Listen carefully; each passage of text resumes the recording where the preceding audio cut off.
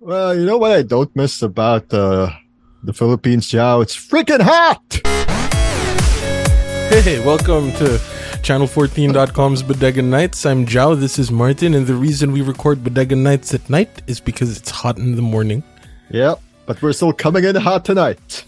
Hey! Hey, man, From welcome. Very Welcome back. awesome episode of Survivor. And, well, first off, welcome back from your Wrestlemania adventure. Yeah, we were supposed to have an episode, but whatever. I hope this comes out. This will come out. This will come out. And I hope this comes out. Well, for me, I hope this comes out before we talk about Survivor with Joel on Council of Titos. Yeah. If Because- not, then just it's gonna be a spoiler Yeah. when it comes out first, right? Well, anyway, let's talk about your WrestleMania experience. What was that like? Well, it's like something I can finally cross off my bucket list. If ever there was a bucket list outside of Watts WrestleMania Live, that was it. Okay, fine. There was another one, like meet Zack Ryder in person. I did that too. Nice. Right, so you were there for both nights. Both nights. Dear God, there was a lot of Snickers to be given away after every night, and then like C4 energy drinks. So the first thing we did in day one was like, head to the parking lot to go home, and oh my God, free Snickers. You didn't get what was it, Prime? You didn't get Prime energy drinks? Sadly, the only energy drink they gave away was C4, and not even Prime. Kind of Oh. weird, right? That was that was a cross promotional, you know. Yeah. Anyway, And they didn't even have the cinnamon toast crunch thing. You know, that was annoying. The only Oh, wow. thing that was like being, given away was Snickers, which is the official sponsor of WrestleMania. Okay. it was weird because like while my wife and I were watching WrestleMania, we were playing a mini game of Spot the Martin, and like I'm too far, man. I'm too far. I'm not that rich. she was like, he should have brought like a really cool sign or wore something really weird. That way, when they cut to like the shots of the people in the bleachers to show that they have like that many people there, they would have like focused in on whatever sign he was bringing. But I don't know. Yeah. I would love to wear the flag, but that's against the heraldic code. Yeah, it's illegal. If you know what I mean. Some people did. Like someone at ringside did bring the flag. He was posing with the flag. He like displayed it, but he didn't wear it. So he's not breaking the code, guys. I mean, Don't worry. it Yeah. is. You know what It I is mean, what right? it is. It's one of those It is what things it that is. it's one of those things that only the very pedantic will even think about prosecuting for. So, Yeah. Well, we have seen weirder stuff being prosecuted technically an Right. illegal act. Right. But- So the nosebleed seats. Well, what was that like? Because like whenever I see like shots of people from the nosebleed seats at these big WrestleMania events, I really get the feeling that you don't see anything.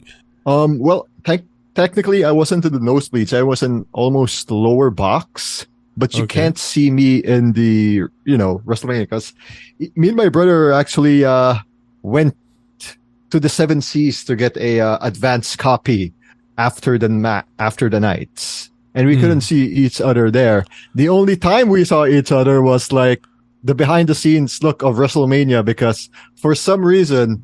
There's like a little behind the scenes before we watched night 2. We entered and the plan was to go to the WrestleMania Superstore to get t-shirts and whatnot. But I got distracted by the huge, photo booth that had Omos in it, like a cardboard cutout, and also the Street Profits and MVP. So like, I was like, hey, wanna line up here first? And like, no, I wanna get the t-shirt. Like, are you sure? And then, yeah. And then I showed him, it's not a big line. And then, I'll just go there. I directed him there, but when I saw it above us, like there's a stairs heading up to the next row of seats, like upper box. There's this tripod of a camera. And I was like, well, it's not like it's not gonna be aired. So just in case, I like while we were walking, I like looked there briefly and did a thumbs up. So I'll link it to Zhao, and I was there and I was seen. You saw it in my Facebook stories, right? Right. So okay. So everybody watched the WrestleMania pre-show or like the behind the scenes of WrestleMania 39. You on WWE's Facebook. I think it's still there, but I was seen. The first 5 seconds I was there. Oh, nice. So you might just see Martin. Yeah. Thank you, Omos. Well, cardboard cutout of Omos for distracting me and then for letting me notice that camera. Actually, let me look for that on WrestleMania 39 behind the scenes. I don't know if it's on just the Facebook or if it's also there on, the official YouTube of WWE, but it was there like a couple of days after we saw it. So it should be just there, man. But aside from that, it was so fun. The seats where we were in is we go down to our section. There's our seats. We're like on the edge. We can just go up the stairs. When you head up the stairs, to the right is the bathroom. To the left is where you can get food and drinks. Holy balls! There you are. Sorry, I'm just watching it on. You found it on YouTube or on Facebook. It's on YouTube. Okay, so you can put that on the show notes. I don't have to add that at post prod. Near the bottom right of the screen, carrying a bag. So what did I do? Wearing a beanie with doing the thumbs up thing. Yeah. So yeah, I spotted the Martin. There I am. Anyway, you were saying the seats were fun because the location was so prime, and I don't mean energy drink. So when you head up the stairs, bathroom to the right, to the left is the food area. So, like, what? So how do you get to like see all of the action that's going on? There's big screens. Yes, there were big screens, but because the people above us and also at the nosebleeds can't see shit, so there's like, they don't show it on the footage, but there's like a huge ass like scoreboard thing that engulfs the arena, and there's like screens there for everyone to watch. Even on our section, we can just tilt up a bit if we're too lazy to look down on the ringside. Technically, we can see the action in the ring, but not as good as the ones you see on the screen. Okay.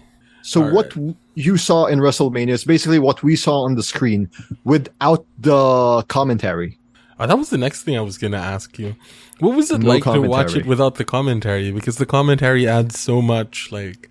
Yeah, story, background story. Yeah. Because when you see the guy in the Prime thing, we don't know who it is. So when they said it's whoever's still at KSI... Yeah, some of us thought that was Raw and Killings or R-Truth. Like, is that R-Truth? Actually, what I thought is like, what's R-Truth doing here? Oh, this is And then some guys are in that's KSI, and they're like, KS. Who's KSI?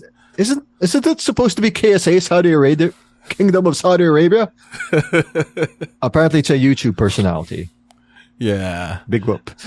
That seems to be. I'm old. I'm sorry, I'm too old to get that guy. That's the whole Logan Paul thing, right? It's WWE pointing at him and being like, "Look, an influencer." And I'm like, who's that? Well, Logan Paul. Yeah. Because I was into because I was into crypto when it was on its way up and sold pretty high before the crash. Logan Paul really doesn't have a very good reputation in my eyes because of the Japanese video? Because of his essentially crypto scam, right? Like, oh, right, the NFTs. Yeah. So anyway, but moving on from people that we don't know enough about. The people we know. I hope it's people we know. People we know a little bit more about because they've been in wrestling longer. What were some of your highlights for like night one? Oh, night 1 and night 2, we booed every time the screen went blank because we can't see anything. So we were chanting "fix the screen." I don't know if it translated well into the when you guys were watching. So were there certain spots where for some reason it's so weird that you hear the crowd boo? No, it's WrestleMania. People cheer when they're supposed to boo and boo when they're supposed to cheer. Remember that? What was that talking about John Cena at one point? Yeah, but we really just booed because we couldn't see shit. Oh yeah, wait.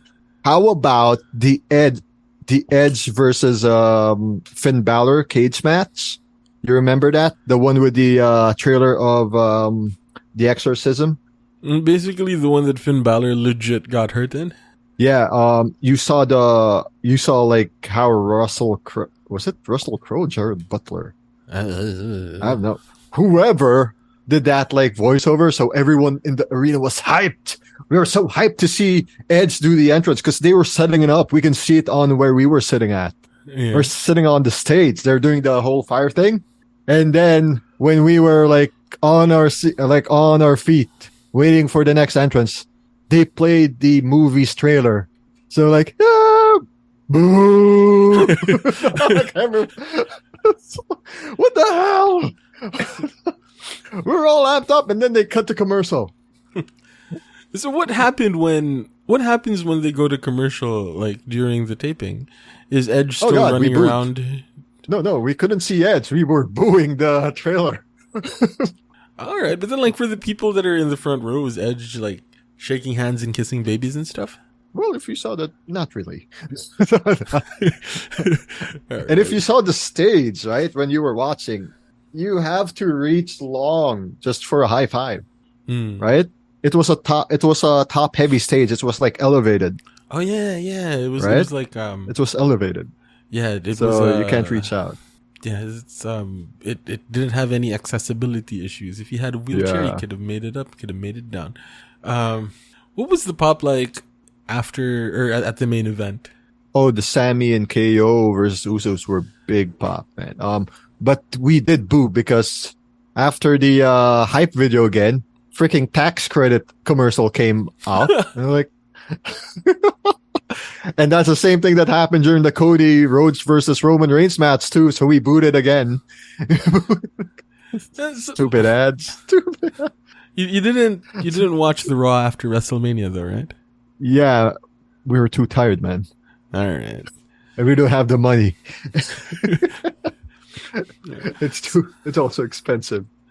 Like things you want to do during the same weekend, but you can't because your age and then your money. Yeah, it's sort of like places like Vegas where like for certain weekends a hotel room is just so expensive and then the next day it's like 75% off basically because depending on who's in town, right? If there's like a big Silicon Valley type conference there, all of a sudden you're expecting to pay like, 3 or 4 times the price that you normally would have paid for a like hotel. So I don't know. I assume the same thing happens during WrestleMania weekend when all of a sudden the price of everything goes up. On top of the already fairly expensive like WWE tickets. So yeah. Agreed. And then it's LA, it's traffic as hell, man. Like not as bad as here, but it's still traffic. When you're used to Brasilia traffic, it sucks. I mean, yeah. What else can I say? Actually, Mania, my favorite matches were, Rey Mysterio versus Ex-Condom. The entrances were cool, like, when we were there. Like, you saw it, right? Like, like Dom's entrance. With what's it, with the police? With a car, yeah. Like, that was like really popping funny. huge. Yeah. But what got me like laughing during night 2 was when they announced the next venue of WrestleMania, Philadelphia, which is no problem. But we were in LA for some reason. Everyone was booing on Philly, like boo. Can you imagine like if they announced the next one and it's like in Boston, like Montreal or something? I think they like wouldn't Vancouver. boo. But if it was like, Philly, Boston, New York, Like anything that's like against the Lakers or a sporting team they have, I have a feeling that's why they were booing, All right. right? All right. They were like just laughing. Really, guys, you're booing Philly? But what are they supposed to do? I suppose it's like, hey. Anyway, what was your take on the Roman Cody storyline? I liked it. Everyone, well, at least in my section, right? Mhm. Almost everyone, like just one or two were like doing the acknowledge me, whatever. Yeah. But everyone popped used for Cody. Mm. And that was in Cali because we were ready for him to end racism. Like, God, that I think everyone felt deflated in my section Mm-hmm. because they wanted Cody. I don't know why, but most of them really wanted Cody to win. I wanted Cody to win, but I guess it's not meant to be. You know, They need to have the 1,000-day. I guess 1,000 day reigns. Yeah. But yeah, I don't know. all I can say is like everyone was like for Cody in that arena, like majority, because you can feel it around you. They were like, Do you think they made the right call with I don't know, like keeping Roman. now that we have 3 weeks of hindsight? For me, like maybe yeah, but it really felt like, oh wow, it's this is the second straight WrestleMania where they made the happy ending in night one. Mm. Because I remember night one last year was also a feel good ending. Mhm. I forgot who it was, but for me, like I loved night one last year as well. Because obviously Roman still retained last year, night two. Yeah. In night one, we had KO and Sammy beating the Usos, so that was our feel good story on the way home. So everyone like went home happy. I guess that's the precedent. If day one is a happy ending, don't expect something happy on night two. I guess. Oh, Stone Cold beat Kevin Owens by pinfall last year. Night one, right? Yeah. Yeah, so I guess that's why. And then night two was Roman Reigns defeating Brock Lesnar. Yep. Yeah, there you go. Mm. So sucks. It always has to be night one that's happy. Yeah. Right. So I don't know. This isn't necessarily we aren't necessarily a wrestling podcast. If this had been Yeah. Jobber Talk, that would have been Rest in something peace. yeah, rest in peace, Jobber Talk. After 69 episodes, Yes. that's Yeah. something that I probably would have dug into a little bit more, whether or not WrestleMania should be 2 nights, and if they use like the first night as the feel good, so they can tell more heelish stories in the second night. But Mhm. do you think they Man, made the all right in call all, though? I think it could have been there if you wanted people to go home. But then again, we'll see where it goes because the story is not yet finished. So we don't know if this is the right call yet or the wrong call. Well, I don't know. that's true. All in all, though, I'm just happy to be there live. Like, I don't have to like say, what if it's not a what if anymore. I finally made it to WrestleMania. I'm happy. I'm a happy as a boy. spectator. As a spectator. As a spectator, right? Next thing on the bucket list is be there as a performer. Nah, I don't know. I don't think they still take too kindly to Asians like us. They haven't pushed one yet. Like Batista, sure, but he's like not really pure. You know what? Yeah. Like what's it? Sorry, Dave. Sorry. Or be there in a Snoop Dogg sort of capacity. Entrance. Yeah. As as like the celebrity guest that's actually forced to do something because Shane O'Mac like popped his knee. Oh, dude, when everyone saw that because they didn't show you guys that, right? They just focus on the Mrs. face. Yeah. Right. Like, Yeah, everyone was like, oh shit, what's that? He's not moving. We're like, shit. It was an awkwardly long like focus on the face of the Miz. Right? Like good on Snoop Dogg, man, for coming in and like doing his thing. Yeah. He's working hard for the bees. And it was somebody in the audience, right, that yelled "People's Elbow," and then like he did the people's elbow. That was wild, man.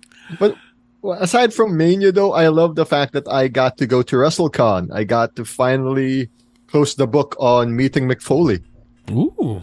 Because this story goes way back in 2006. I was still in high school. Mm-hmm. Mick Foley made his first, and I guess only, visit to the Philippines back that time.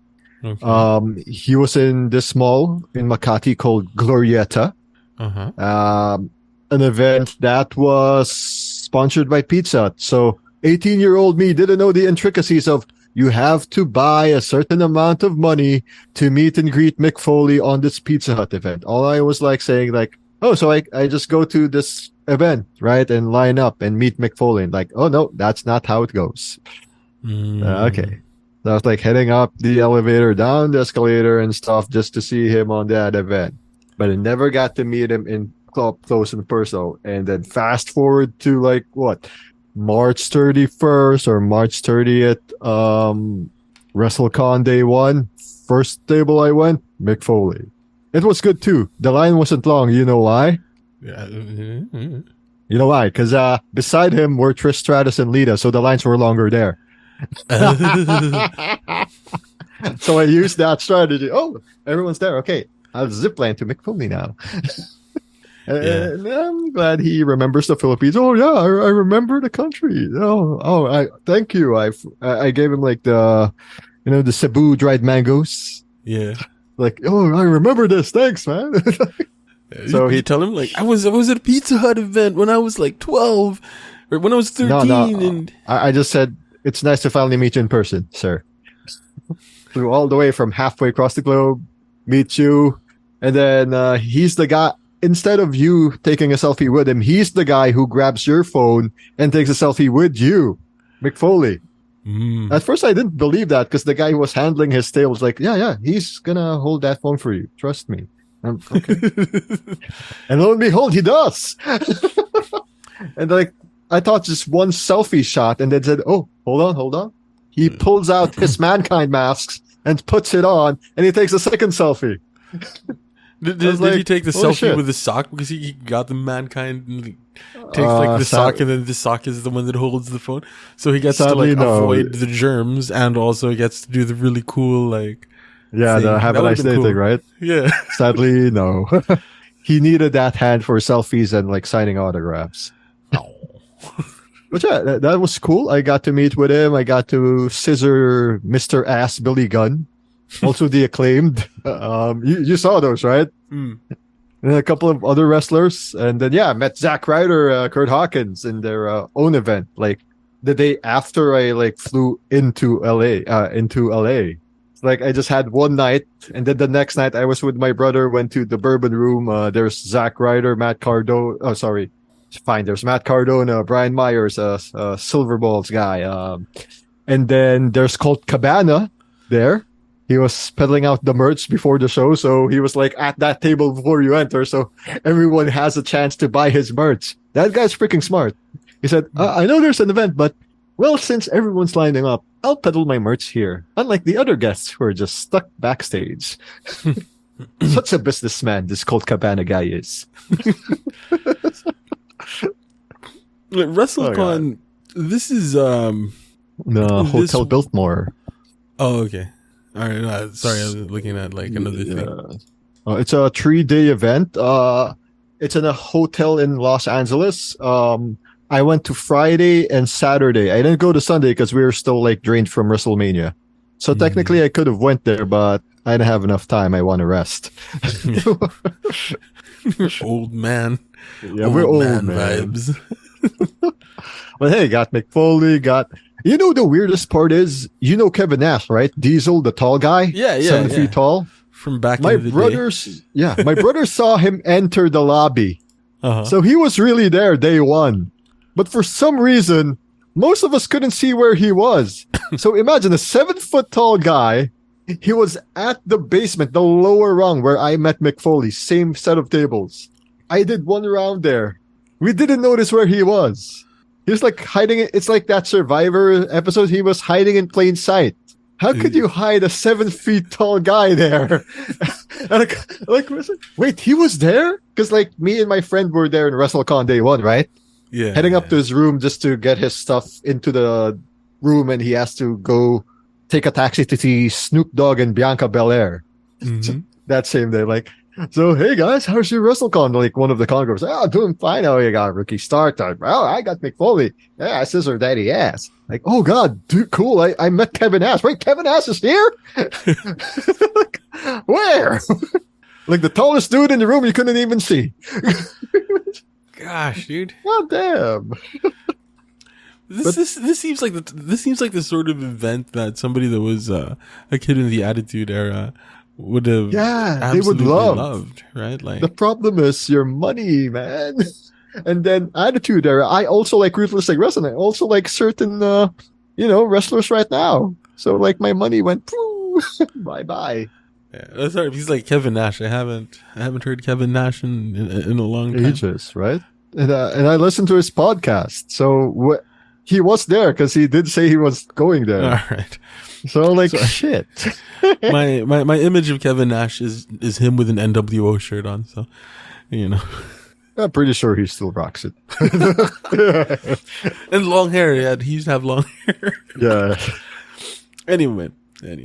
What Yeah, else? so- What else? Did you do in the U.S. besides the wrestling stuff? That While is we're noteworthy? recording right now, today is Friday in California. I finally did that in real time. That meme, right? That today is Friday in California. Huh? Shoot! I finally lived the meme, Zhao. I'm happy. I finally lived the meme. Yeah. But did you what was it? Yes, sir. Did you eat at a In and out? Yes. no, not In and Out, man. Everybody has to eat Jollibee? at In and Out. Yeah, everybody has to eat at a Jollibee when they're in California. I wanted to eat at Jollibee, but me and my brother forgot. We settled for In and Out. sadly. It was in the plan. We went to the Filipino store just for him to show me. Yeah, see, that's why I just wanted you to buy Choco Malos in the Philippines, because look at it. It's freaking expensive, like $2.50. That's like thrice or four times the price. And for some reason, I just realized that. I think your brother knows this too. Apparently, there's no Cocoa Crunch in America. Yeah. Wow. Isn't there a Nestle thing there? Shouldn't there be a Nestle thing? Right? No. Did you That's so weird. In Brazil, there is Cocoa Crunch. There is Nestle. So like, wow, this is weird. Well, to be fair, they have so much cereal that it would, Yeah. it would just be another, And But- I'm not one to judge. I saw Reese's Puffs again in America, but I did not eat it because I've already eating enough sweets there when I was there. No, what I actually meant to ask, and also as a way to like transition into a little bit of Survivor talk before we do the Council of Titos thing in the next Okay. couple of days. Did you eat it in Applebee's? I think I would have. It was in the East Coast, but I didn't even have a slice of home in Jollibee. But now that you mention it, yes, let's go to our pre-Council of Titos talk. So for those of y'all that don't know, Martin and I do a show with a buddy of ours, Joel Parkon. It's called the Council of Titos, where we talk about Survivor. And a lot of the time, we sort of have our thoughts put out on the Council of Titos for the first time without convening beforehand. This week, we figured we'd try something a little bit different. Let's try to refine our thoughts. Martin and I, we will refine our Yes. thoughts. That way, when we talk to Joel in the Council of Titos, he's going to be like, oh, very well thought out.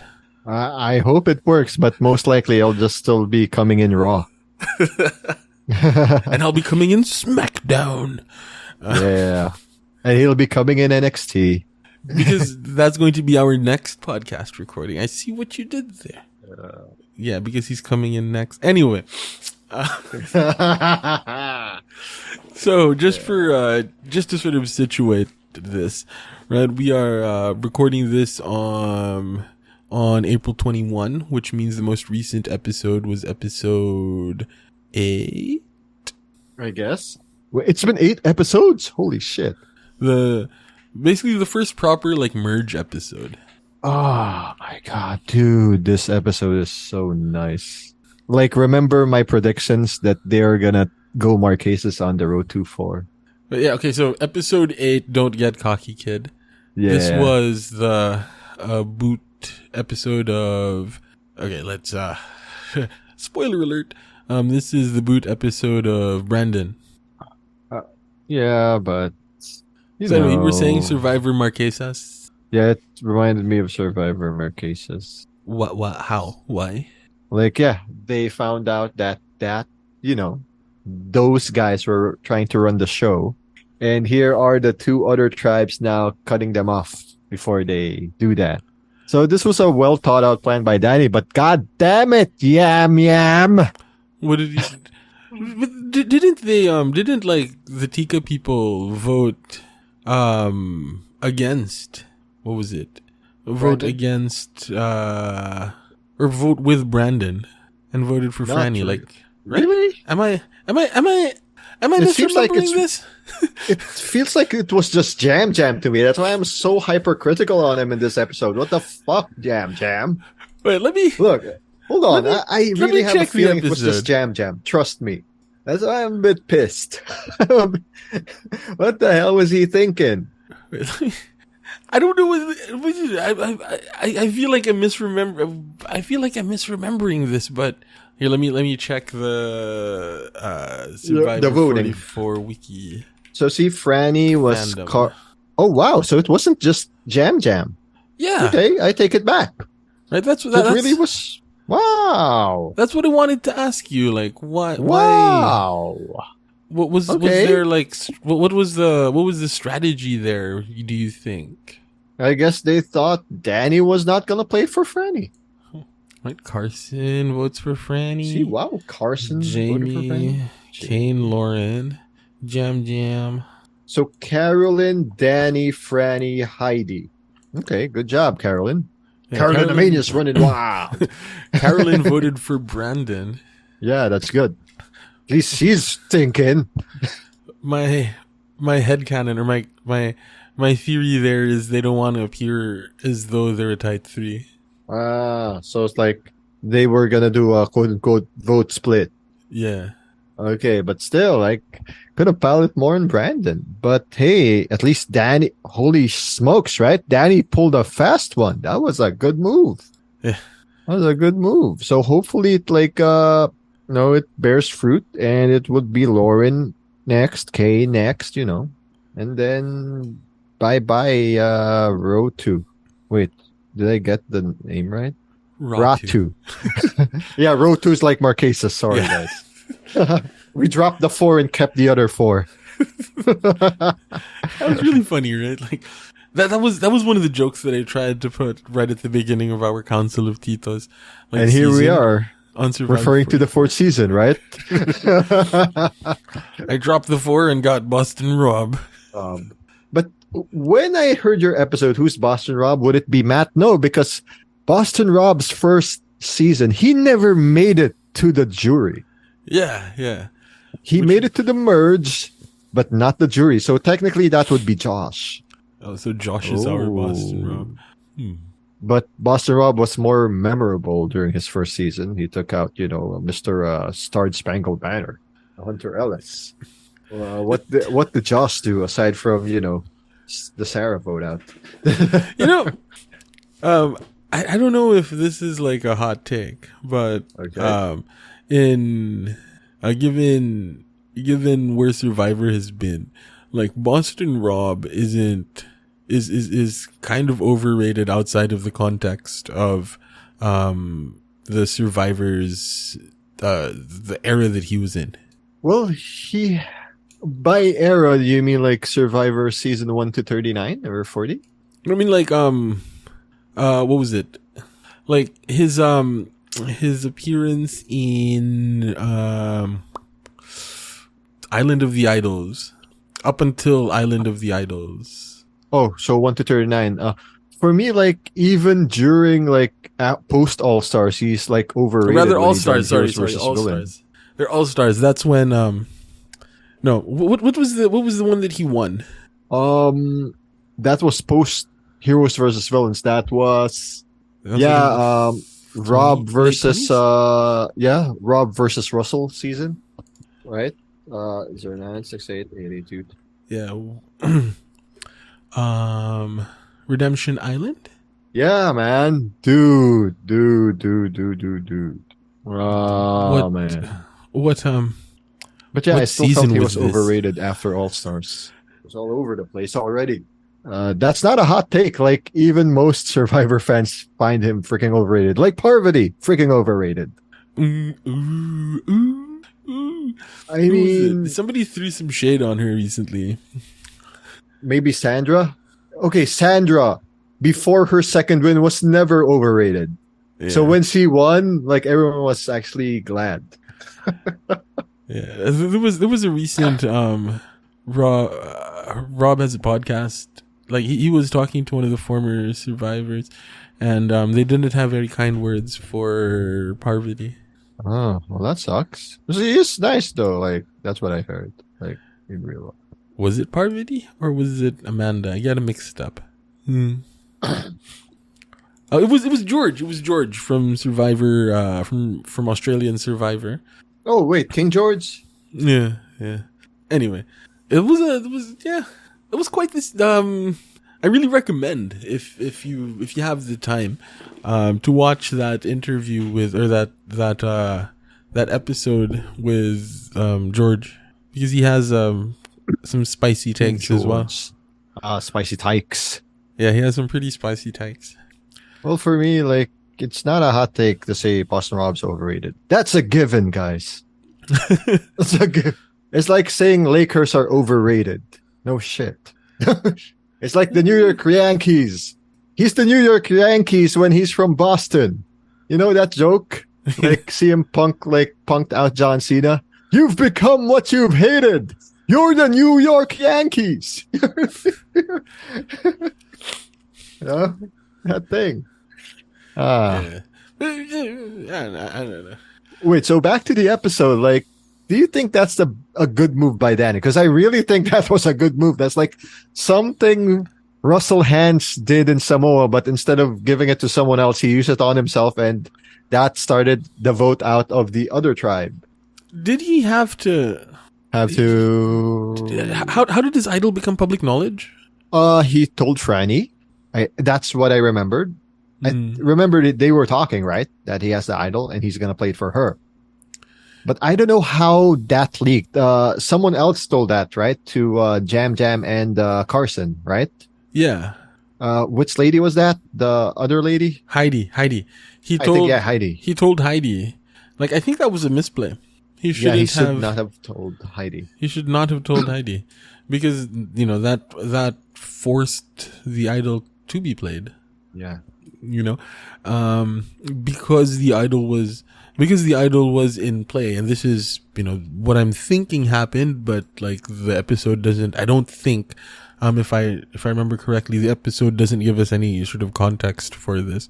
But because the information of the idol got out, it made it somehow safe for Carson and Jam Jam to put their vote on Franny, because they knew that their votes would be negated. Oh wow. Well, how does that work? Right, because they knew that, because they got wind of the plan that Danny was going to play the idol for Franny. For Franny. Yet they still voted for Franny. Yeah, if they didn't have the information that Danny was going to play the idol for Franny, they would have had to make a real choice whether or not to vote for Brandon or Franny, because they really were the swing vote. Yeah, and they were already leaning to Brandon, right? Yeah. That's how it feels.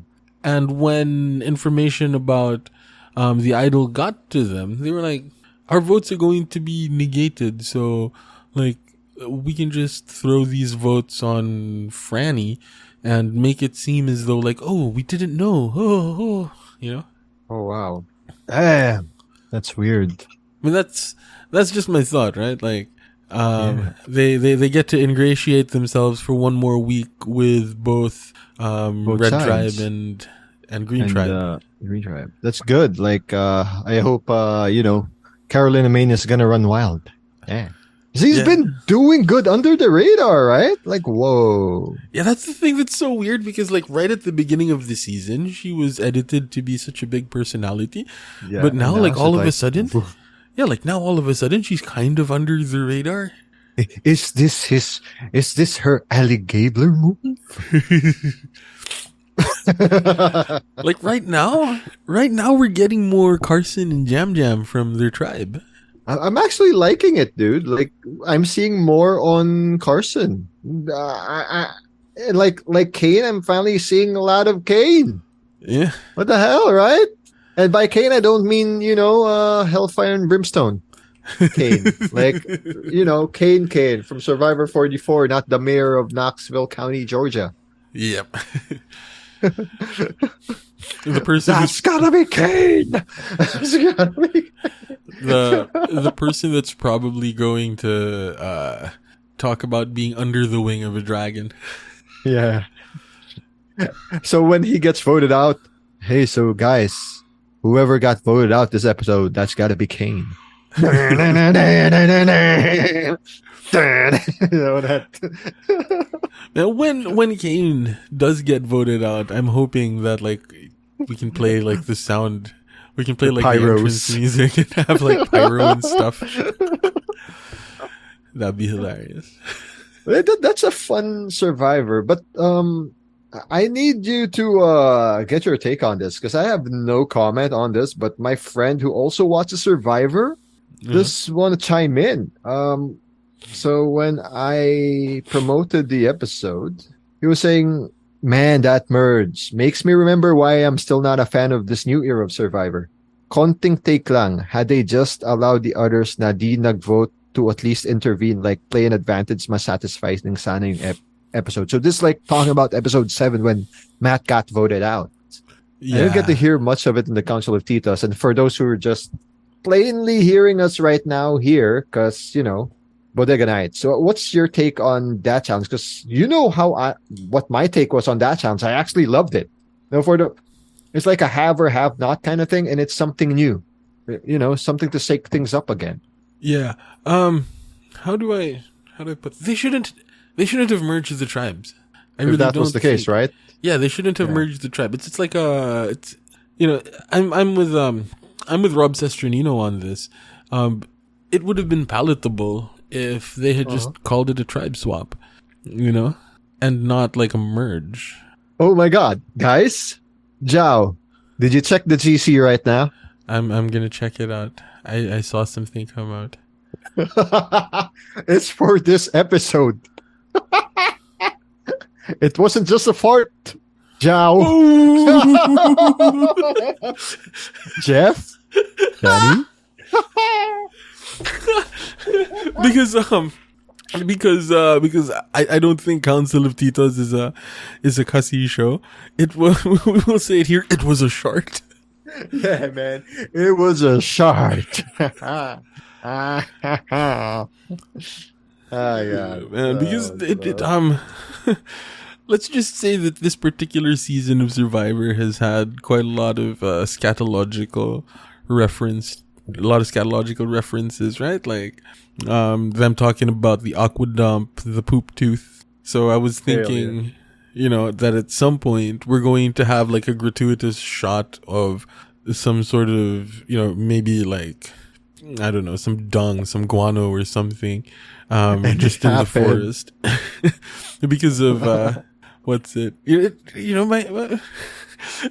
wasn't an actual theory. It was just a sort of, wouldn't it be funny if, because they mentioned like poop 3 times in, Survivor, like all of a sudden they have a shot of poop come out, sort of like how, if you say Beetlejuice 3 times, he's supposed to show up. And it showed up. Right? So, I don't know.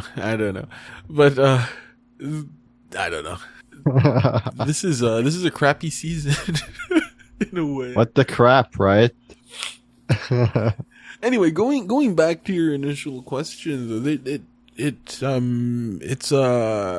my thought is that I'm kind of with Rob Sesternino on this, that Yeah. it's a semantic thing. Instead of doing the whole earn the merge thing and saying that they're merged, what they could have done was just make it a tribe swap, right?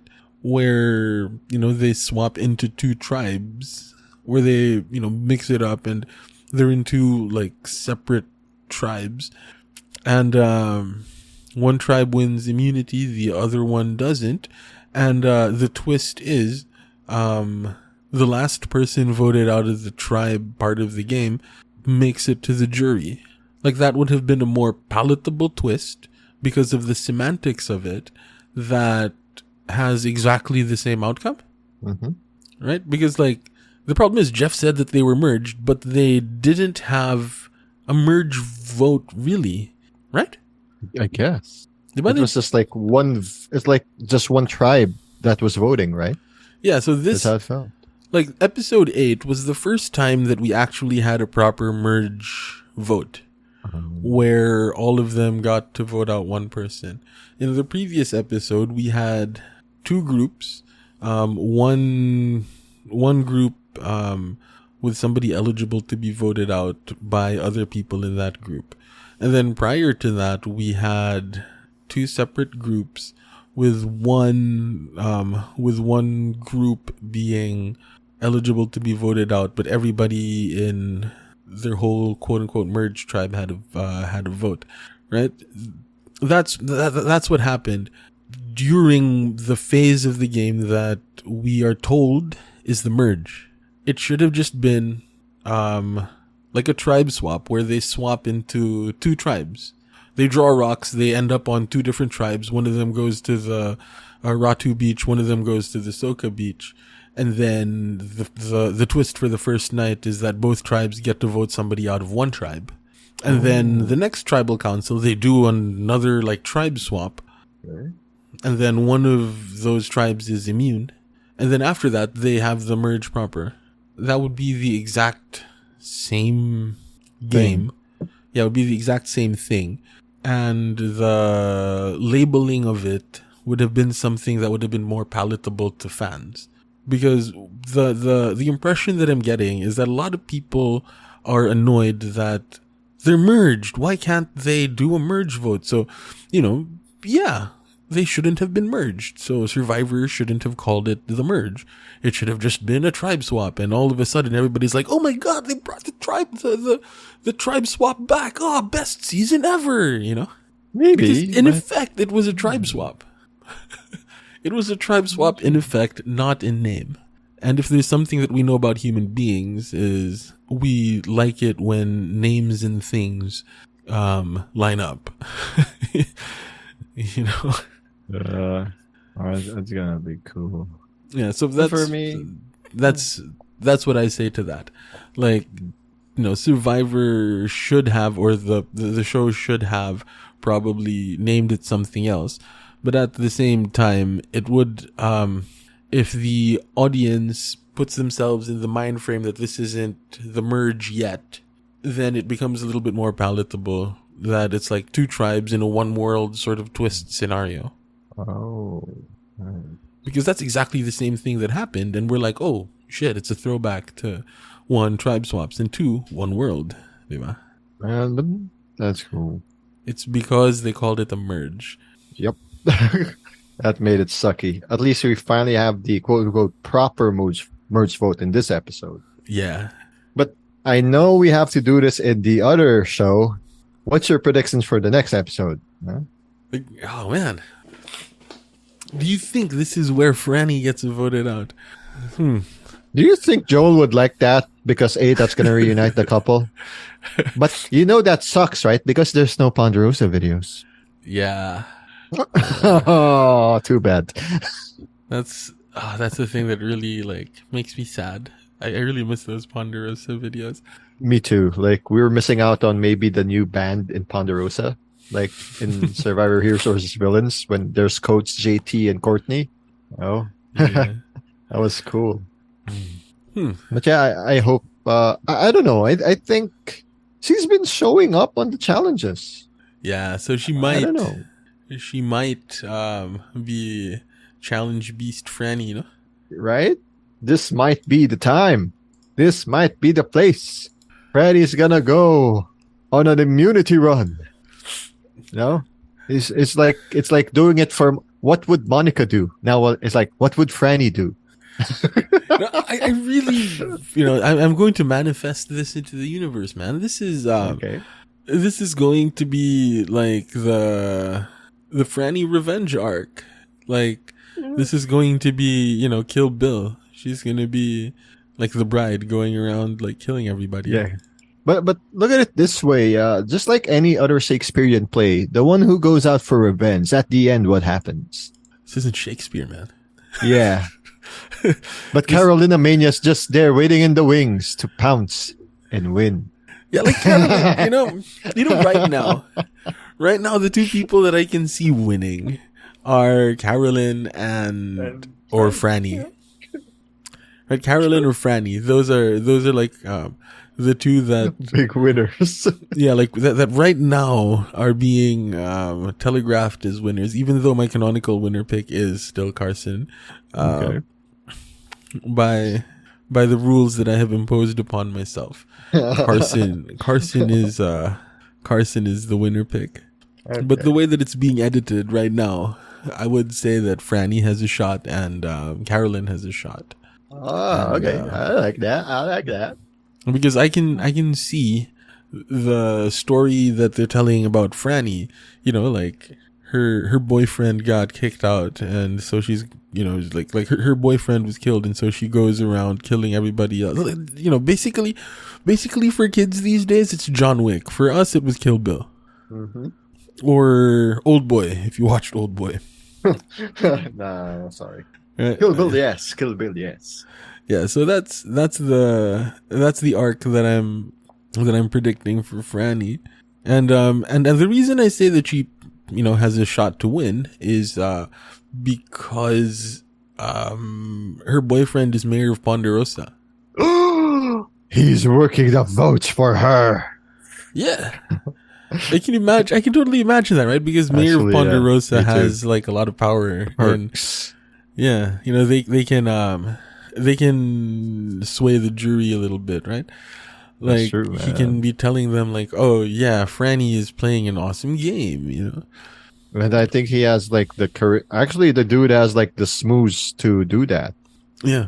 Right. So like even who got voted out? That guy, no, not Carson. Dwayne. No, who got Josh? voted out again? No, the other one. Like this episode. Brandon.